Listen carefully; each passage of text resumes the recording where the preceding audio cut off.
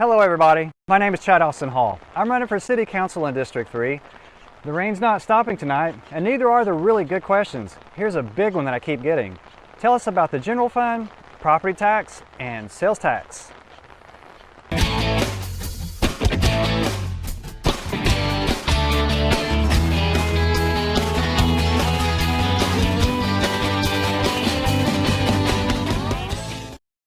First, let's take a look at an overview of the 2021 budget for the city.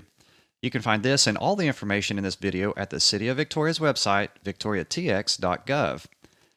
The city has a budget of about $146 million, which is allocated into many different categories. For this video, we're going to only focus on the general fund here at the bottom. The general fund supports the majority of the basic services of the city and is about $50.6 million of the overall $146 million budget. It is used to account for resources traditionally associated with governments, which are not required to be accounted for in another fund. Departments accounted for in the general fund include things like administration, city manager, council, finance, legal, human resources, public safety, police, fire, municipal court, all the way to other departments like development, building services, and parks and rec. It is important to note that this fund is funded generally by thirds: 33% property tax, 31% sales tax, and 36% other revenues. Let's look first at sales tax. Here, you will see sales tax revenues from 2010 to 2021. Let's represent that with a red line. Sales tax revenues over the last 10 fiscal years was the largest single revenue source for the general fund, but as you'll see in a bit, that is changing. From 2011 to 2015, the City of Victoria experienced an average annual growth rate of 5.3% due to largely the expansion of the Eagle Ford Shale. From 2016 to 2020, we experienced an average annual decrease in sales tax of 1.83% due to lower oil and gas prices, and Victoria's oil and natural gas industry growth from the Eagle Ford Shale began contracting.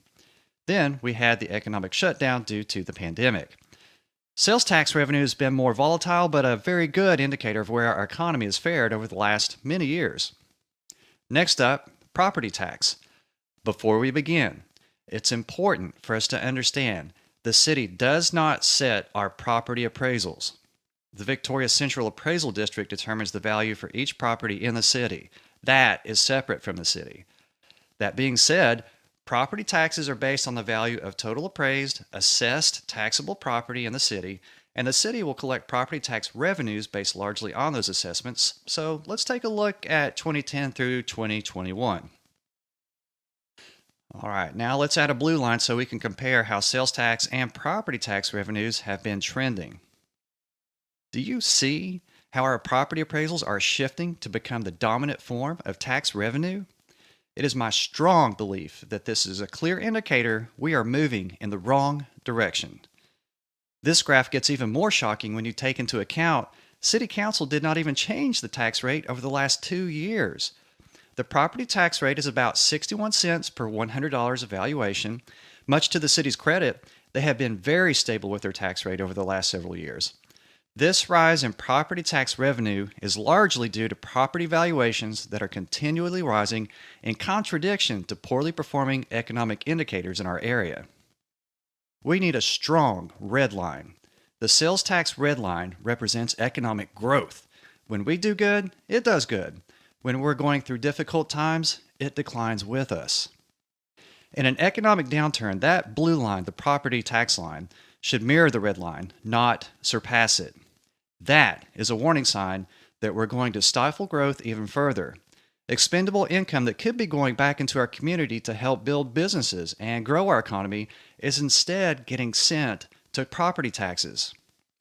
Our focus should be on generating revenues through growing our tax base, not our tax rate, or even worse, through property appraisals that are spiraling upward too quickly without connection to the realities we are facing in an economic environment. We increase our tax base through economic growth. That is how we get healthy revenue growth. I hope that you found this video helpful. If you live in our district, I would be honored to have your vote, and I'd like to ask for your vote. If you'd like to learn more about our campaign, please visit chadforvictoria.com and find us on Facebook. I hope that you have a great day.